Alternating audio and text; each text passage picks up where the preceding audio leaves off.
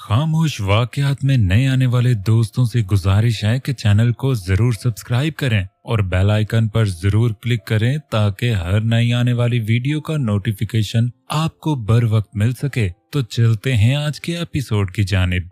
गाड़ी रुकने पर अनाया नीचे से उठी। गाड़ी वाले ने शीशा नीचे किया और गौर से उस अनजान लड़की को देखने लगा। अनाया जल्दी से अपना बैग उठाकर वहां से जाने लगी। हे गर्ल, लिफ्ट चाहिए क्या? उस लड़के ने उसे ऑफर की। शक्ल से वो कोई कॉलेज का नौजवान नजर आता था। अनाया उसकी लिफ्ट वाली बात पर घबराकर भागने वाले अंदाज में आगे बढ़ गई। पीछे लड़का गाड़ी से बाहर निकल चुका था। अनाया ने पीछे पलटकर देखा तो उसे बाहर खड़ा देखकर उसका दिल तेज रफ्तारी से धड़कने लगा। उसने अपनी रफ्तार तेज कर दी। पीछे खड़ा लड़का अब वापस गाड़ी में बैठ चुका था। ये रात इन लोगों की जिंदगी में सबसे भारी रात थी। नूर अपने बेड पर औंधे मुंह लेटी मुसलसल रोती जा रही थी। फैसल साहब अपने चेहरे पर बाजू रखे सोने की कोशिश कर रहे थे, लेकिन वो जानते थे आज रात वो कभी सो नहीं पाएंगे। ईशा की नमाज पढ़कर उन्होंने सिर्फ अनाया की सलामती की दुआ मांगी थी। साइमा बेगम उनकी जानिब करवट किए लेटी थी। वो परेशान थी क्योंकि फैसल साहब ने ना रात का खाना खाया था ना अपनी दवा ली थी। दूसरी तरफ ज़ैनब अनाया से राब्ता करने की कोशिश कर रही थी, लेकिन उसका फ़ोन बंद जा रहा था। उसने उनके घर का नंबर भी ट्राई किया, लेकिन किसी ने फ़ोन रिसीव नहीं किया। वो अनाया के लिए बेहद परेशान थी। कैफ अपने कमरे की टेरेस में खड़ा सिगरेट के कश भरता अपने अंदर का फ्रस्ट्रेशन को ज़ायल करने की कोशिश कर रहा था। एक के बाद एक सिगरेट जलाता वो लगातार 4 सिगरेटों का धुआं अपने अंदर उंडेल चुका था। उम्र की कई बातें उसे अब बेचैन कर रही थीं। उसके सामने तो उसने कह दिया था कि उस कोई फर्क नहीं पड़ता। एक तरफ उसे अनाया पर बेइंतहा गुस्सा था और उसी गुस्से की आग में उसने हैदर को सब बता दिया था। दूसरी तरफ उसका दिमाग ये सोच सोच कर थक चुका था कि इस वक्त वो क्या कर रही होगी। हैदर अपने फ़ोन में अनाया की तस्वीरें देखता उन्हें डिलीट कर रहा था, जैसे उसे अपनी जिंदगी से निकाल रहा था। उसकी सुर्ख आंखें इस बात का सबूत थीं कि कैसे वो जब्त किए हुए है। अनाया एक बस में बैठी थी, खुद को एक चादर में छुपाए आसपास सहमी हुई नजरों से देख रही थी। वो टैक्सी पर भी जा सकती थी, लेकिन रात के इस पहर उसने किसी ड्राइवर के साथ सफ़र करने से ज़्यादा लोकल बस से जाना मुनासिब समझा था। अपना फ़ोन घर ही छोड़ आई थी, क्योंकि उसने सोच लिया था कि उसे आगे क्या करना है। हिजर का ताल्लुक यादों की किताब से गहरा होता है। चांद रात के सन्नाटे को हमरा लिए सुबह के सूरज के ताकुब को निकल खड़ा होता है। सुबह सादक के वक्त सूरज बादलों की ओर से झांकता पूरे आसमान को रोशन कर रहा था। एक उदास रात का एहतमाम हुआ तो अगली सुबह भी सोगवार से थी। फैसल साहब कमरे से निकले तो साइमा बेगम मुलाजमा के हमरा डाइनिंग पर नाश्ता लगवा रही थी। फैसल साहब उनकी तरफ निगाह डाले बगैर ऊपर चल दिए। वो नूर और अनाया के मुश्तरका कमरे में दाखिल हुए तो नज़र सामने नूर पर गई, जो शायद अभी सोकर उठी थी। उसकी सूजी आंखें जाहिर कर रही थीं कि वो रात भर रोती रही है। वो उसके पास ही बेड पर बैठे और उसे अपने सीने से लगाया। बाबा, मैं आप ही के लिए बहुत परेशान हूँ। पता नहीं वो कहाँ गई होंगी। मामा ने अच्छा नहीं किया बाबा, और आपने उन्हें रोका क्यों नहीं? वो उनके सीने से सर उठाए आंखों में शिकवा लिए पूछ रही थी। बस बेटा, तुम्हारी माँ के आगे मजबूर हो गया था। उसने हाथ बांध दिए थे मेरे, लेकिन आप बिल्कुल परेशान नहीं हो। अनाया बिल्कुल ठीक है, मैं उसे खुद जाकर वापस लाऊंगा। उन्होंने उसे यकीन दिलाया। सच बाबा, आप भी वापस आएंगी ना? उन्होंने उसके सवाल के जवाब में सर हाँ में हिलाया। लेकिन हमें तो पता नहीं वो कहाँ गई हैं, और आप ही का फ़ोन भी यहीं रह गया है। उसने साइड टेबल पर पड़े अनाया के फ़ोन की जानिब इशारा करके बताया। अनाया फ़ोन साथ नहीं ले गई? जी, मैं रात को उन्हें कॉल कर रही थी तो फ़ोन ऑफ मिला, फिर मैंने देखा उनका फ़ोन ड्रेसिंग टेबल पर पड़ा था। अच्छा, आप ऐसा करो, अनाया की जो वो दोस्त है ज़ैनब, उसे कॉल करो और पूछो अनाया रात को उनके पास ठीक से पहुंच गई थी। नूर ने अनाया का फ़ोन चार्जिंग से उतारा और ज़ैनब को कॉल की। थोड़ी ही देर में ज़ैनब ने कॉल पिक की और इससे पहले नूर कुछ कहती, ज़ैनब दूसरी जानब से शुरू हो गई थी। अनाया, कहाँ थी तुम? यार, कल रात से कॉल कर रही हूँ तुम्हें। मैं इतना परेशान थी, तुम ठीक हो? घर में क्या हुआ? वो सवाल दर सवाल कर रही थी, जबकि नूर एक पल के लिए थम चुकी थी। उसने बिना कुछ कहे कॉल काट दी। क्या हुआ? फैसल साहब ने तशवीश लिए पूछा। आपी वहां नहीं गई? जैनब आपी तो खुद उनके लिए परेशान है, नूर ने कहकर अपने लब भींच लिए। फैसल साहब को भी लम्हे भर के लिए परेशानी हुई, लेकिन फिर वो कुछ सोच कर उठ खड़े हुए। शायद अनाया रात को ही वहां चली गई हो जहां वो उसे भेजना चाहते थे, और उनके दिल ने शिद्दत से दुआ की थी कि अनाया सही सलामत वहीं हो। कहीं आपी कैफ भाई के घर तो नहीं? नूर के मुंह से बेसाख्ता निकला। फैसल साहब ने एक नज़र नूर को देखा। अनाया के फ़ोन पर जैनब की कॉल आने लगी तो नूर ने फ़ोन की बेल ऑफ कर दी। फिलहाल वो खुद इतने परेशान थे, जैनब से क्या कहते। नूर, आप परेशान नहीं हो। अनाया जैनब के घर नहीं है तो वो ज़रूर अपनी आंटी के घर चली गई होगी। नूर उनकी बात पर चौंक कर उठ खड़ी हुई। आप ही की आंटी? नूर ने पूछा, क्योंकि जब से उसने होश संभाला था तब से उसे यही पता था कि अनाया का उनके सिवा और कोई रिश्तेदार नहीं है। हाँ, और अब मजीद सवाल नहीं, आ जाओ नीचे, वो कहकर कमरे से निकल गए। नीचे डाइनिंग पर खामोशी छाई थी। फैसल साहब दोनों हाथों को पैवस्त किए गहरी सोच में मुब्तला थे। बाबा, आप नाश्ता नहीं कर रहे? नूर की आवाज़ पर वो होश में आए थे। हाँ, आप करो, मैं अभी करता हूँ, उन्होंने धीमे से कहा। साइमा बेगम चुपचाप ये सब देख रही थी। किसी बात की परेशानी है अब आपको? उस लड़की की परवाह न करें, वो बहुत आराम से होगी। यहाँ से निकलकर कौन सा सड़क पर रात गुजारी होगी? जाहिर है उस लड़के के पास गई होगी। साइमा बेगम ने फिर से जहर उगला। साइमा? फैसल साहब ने गुस्से से लाल आंखों से तंबीह करने वाले अंदाज में उन्हें घूरा था। ये गुस्सा आप मुझे क्यों दिखा रहे हैं? अपनी भांजी के करतूत देखकर नहीं आया गुस्सा, और अभी भी उसकी परवाह है? जरा इस बात पर भी गौर कर लें कि आपका इकलौता बेटा कल रात से घर नहीं लौटा। वो मजीद अपने दिल के फफोले फोड़ने लगी। बस बहुत हो गया। फैसल साहब एकदम गरज कर कुर्सी से उठ खड़े हुए। उनकी आवाज सुनकर नूर तो उछल ही गई थी। कल रात से आपकी बकवास बर्दाश्त कर रहा हूं। खबरदार अब मजीद मेरी बेटी के बारे में कुछ भी गलत मुंह से निकाला, वरना मैं बिल्कुल लिहाज नहीं करूंगा आपका। वो बेहद गुस्से से कह रहे थे। क्यों ना कहूं, जो सच है वही कहा है। उस लड़की की वजह से हम आज किसी को मुंह दिखाने के काबिल नहीं रहे। अरे एक पल के लिए भी उस लड़की को ना आपकी ना मेरी इज्जत का ख्याल आया और आप उसकी फिक्र में घुल रहे हैं। चुप रहे साइमा, खुदा का वास्ता है, बिन माँ बाप की बच्ची पर इस तरह के इल्जामात मत लगाएं। जरा को ख्याल करें कि आपकी अपनी भी एक बेटी है। आपने उसे रात के पहर घर से निकाल दिया। जरा सा भी एहसास है कि वो ठीक होगी या नहीं? वो कहाँ गई होगी? उसके साथ खुदा न खास्ता कोई हादसा ना पेश आ गया हो। एकदम बोलते बोलते उनके सीने में दर्द सा उठा था। उनका हाथ दिल के मुकाम पर गया। उनके चेहरे पर तकलीफ के आसार नुमाया थे। नूर परेशानी से उन्हें पुकारते हुए उठी थी और वो उसी वक्त तकलीफ से बेहाल होते वापस कुर्सी पर गिरे थे। साइमा बेगम भी परेशान होती तेजी से उनके करीब हुई थी, लेकिन तब तक बहुत देर हो चुकी थी। कहाँ है तू? उमर गाड़ी ड्राइव कर रहा था जब उसने कैफ को कॉल की। मैं मानो को लेकर बाहर आया हुआ था डिनर पर, आजा तू भी, कैफ ने जवाब दिया। उमर ने दांत पीसे थे। उसकी वजह से वहां अनाया की जिंदगी में क्या कोहराम मचा था, और ये साहब यहाँ डिनर कर रहे हैं। मुझे अनाया के हवाले से बात करनी थी, उमर बोला, लेकिन मुझे उसके मुताल्लिक कोई बात नहीं करनी। उसका जवाब सुनकर उमर को तप चढ़ी थी। कैफ, अनाया के मामू को हार्ट अटैक हुआ है, वह अस्पताल में है और उसकी ममानी ने उसे घर से निकाल दिया है, और अनाया कल रात से लापता है। उमर एक ही सांस में बोल गया। दूसरी तरफ कैफ का दिमाग साएं साएं करने लगा था। अनाया लापता है? ये बात सुनकर कैफ के रोंगटे खड़े हुए और हाथ ठंडे हो रहे थे। क्या हुआ?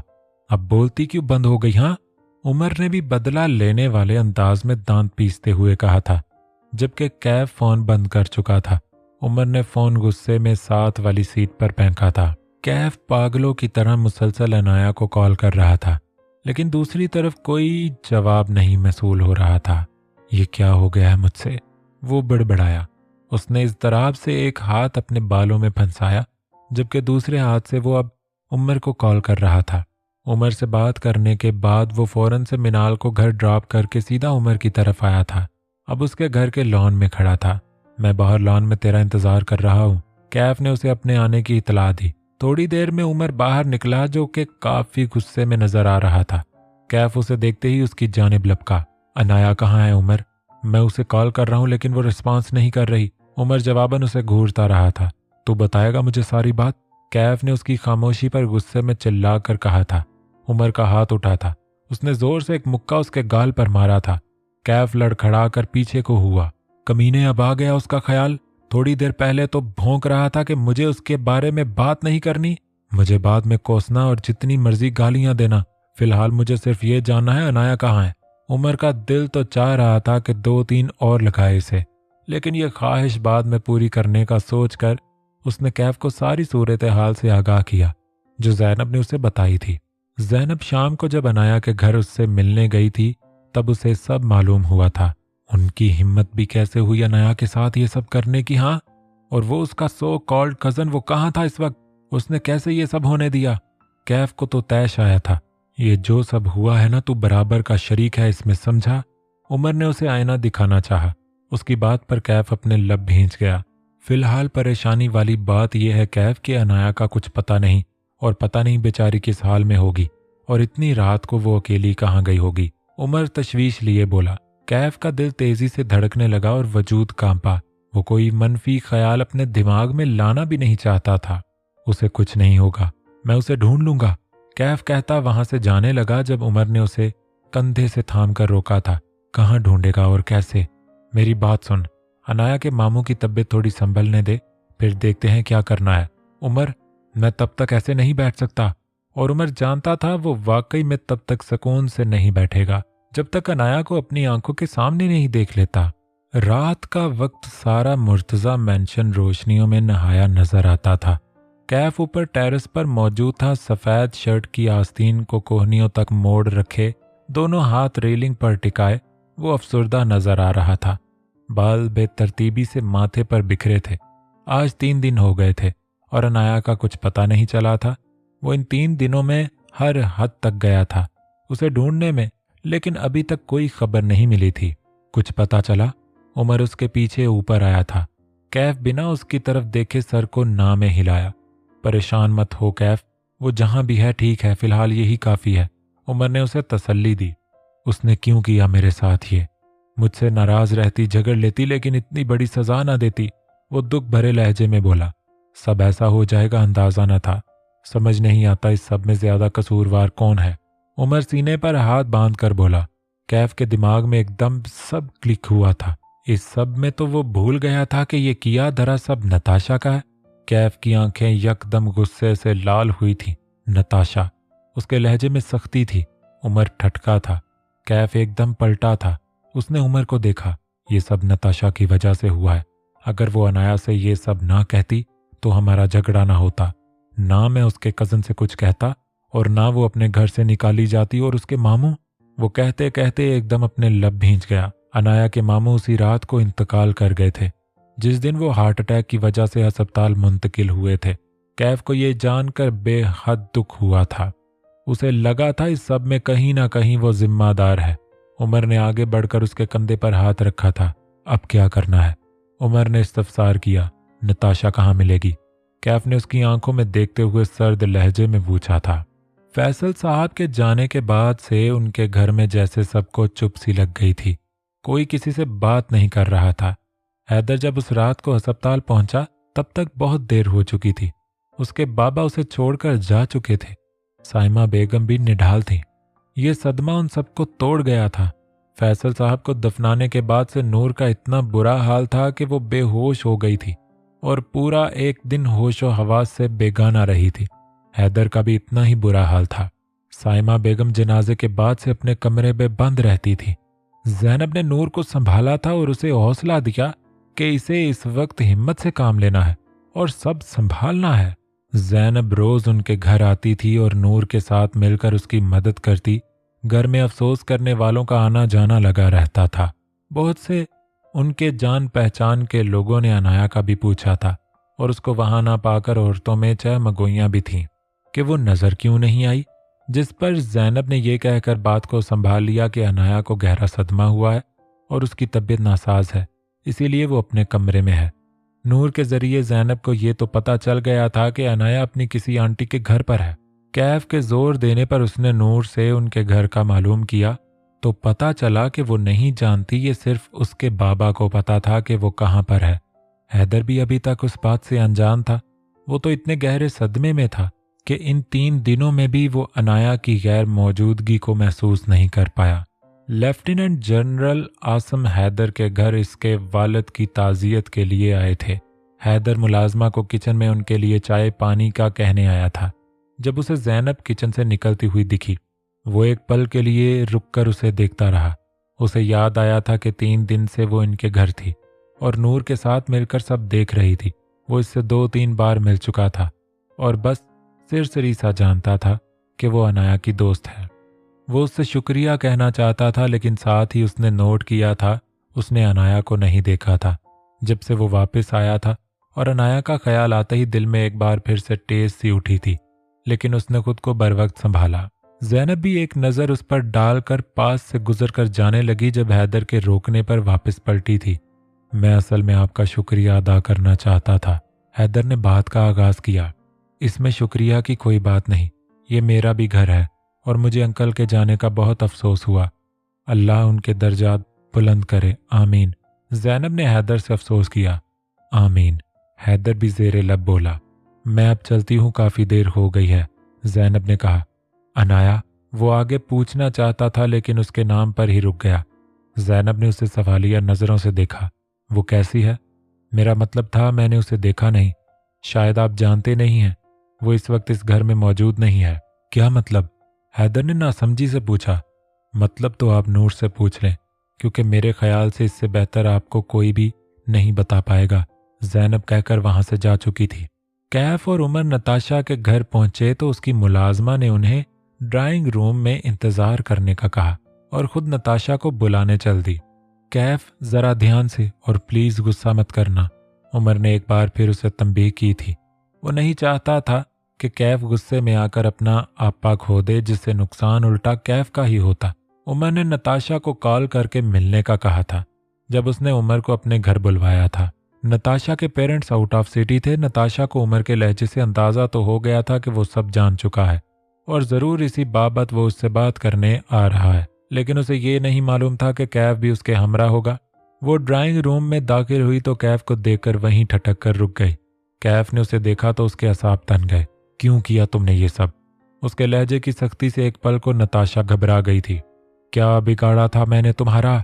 मैं तो तुम्हें अच्छी दोस्त समझता था, लेकिन तुम तो आस्तीन में छुपा सांप निकली। बताओ क्या मिला ये सब करके? मुझे हासिल करना चाहती थी? सीरियसली? कैफ खोखली हंसी हंसा था। नताशा, मुझे तुमसे इस सब की उम्मीद नहीं थी। तुम एक लड़की होकर इस हद तक कैसे जा सकती हो कि तुमने अपनी इज्जत की भी परवाह नहीं की? उमर ने उसे उसके किए के लिए शर्म दिलानी चाहिए, लेकिन वो यूं ही डटाई से खड़ी रही जैसे कोई फर्क नहीं पड़ा हो। मैंने ऐसा क्या किया है? जरा सा बदगुमान किया और वो हो गई। कैफ, वो कैफ के करीब गई। उसे तुमसे मोहब्बत ही नहीं, वरना मेरे कहने पर वो कभी ना मानती। तुमसे सिर्फ मैंने मोहब्बत की है, सिर्फ मैंने। भूल जाओ उसे। नताशा उसके मुकाबिल खड़ी अपनी मोहब्बत आंखों में समोए कहने लगी। कैफ ने नागवार नजरों से उसे देखा था। कितनी बेशर्मी से वो अपनी गलती मानकर उसके सामने खड़ी थी। यू नो व्हाट, तुम मेरी दोस्त के भी काबिल नहीं हो और तुम एक गिरी हुई लड़की हो। इस तजलील पर नताशा के चेहरे पर सुर्खी घुल गई। बताओ क्या कहा था तुमने अनाया से? नताशा ने उसे देखा जिसके चेहरे से करख्तगी छलक रही थी। जाकर उसी से पूछ लो ना, उसने लापरवाही से कंधे झटक कर कहा था।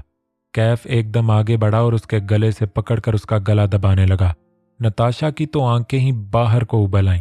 उमर तेजी से आगे बढ़ा था और नताशा की गर्दन कैफ की गिरफ्त से आजाद करवाने लगा। कैफ पागल हो गया है क्या? छोड़ इसे। नहीं छोड़ूंगा, जान से मार दूंगा इसे। कैफ की आंखों में खून उतरा हुआ था। उमर ने जोर लगाकर कैफ को दूर धकेला था। जैसे ही नताशा का रुका सांस बहाल हुआ, वो बुरी तरह खांसने लगी। कैफ गुस्से से नताशा को घूरता वहां से निकल गया। नताशा की आंखें पानियों से भर गईं। अफसोस नताशा, तुमने ना सिर्फ 2 मोहब्बत करने वालों को जुदा किया है, बल्कि मियाँ बीवी के दरमियान गलत फहमी पैदा की है। उमर की बात पर नताशा ने बेयकीनी से उसका चेहरा तकने लगी। हाँ, कैफ और अनाया निकाह कर चुके थे और अब दुआ करना कि अनाया हमें मिल जाए, वरना कैफ की हालत की जिम्मेदार सिर्फ तुम होगी। वो जी नहीं पाएगा उसके बिना, उमर कहकर जा चुका था। नताशा के गाल आंसू से भीग गए और वो नीचे बैठती चली गई। आज उसने अपनी मोहब्बत को खो दिया था। आज उसने हमेशा के लिए कैफ को खो दिया था।